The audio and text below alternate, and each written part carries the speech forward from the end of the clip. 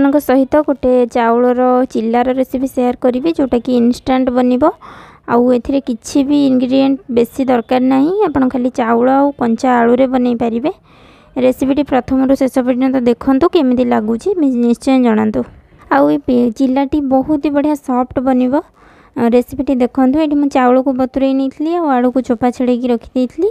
एठी चाउल को मु ग्राइंडर जार रे दे दउची बाटिबा पई।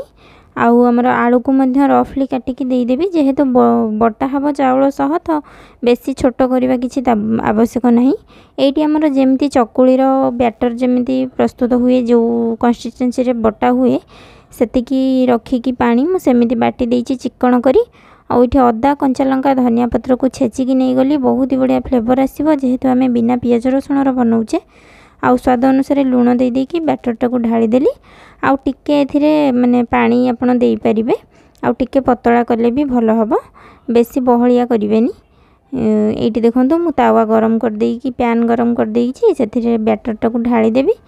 आउ बस माने बहुत ही कम समय रे आपनकर गोटे ब्रेकफास्ट की स्नैक्स जहाँ भी आपन खाई परिबे रेडी हो जिवो। एठी देखंतु एटा बहुत ही बढ़िया फ्लेवरफुल अदा कंचा लंका धनिया पत्रर बहुत ही बढ़िया फ्लेवर आसीबो। आ खाइबा को बहुत ही टेस्टी लागिबो। आपन को चटनी सहित भी खाई परिबे कोन से करी सहित भी खाई परिबे।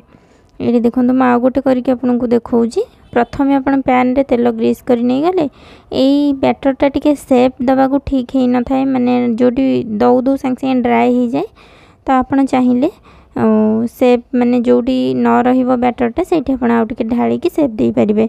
एठी ऊपर टिके मु तेल बुलै नै जाउची एमती आउ तापरे ताको घोड़े दबा।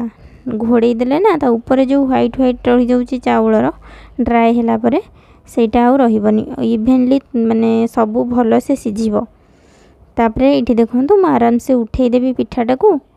तापरे रेडी हो जिवो आपनकर माने 10 मिनिट्स भी आपन जदी चाउल आगुरु रखिथिबे कि चाउल चुना भी थिबो आपन इंस्टेंट बनै देबे किछि भी झंझट नहीं। रेसिपीटी केमिति लागिला निश्चय कमेंट रे जणाइबे। रहूची नमस्कार।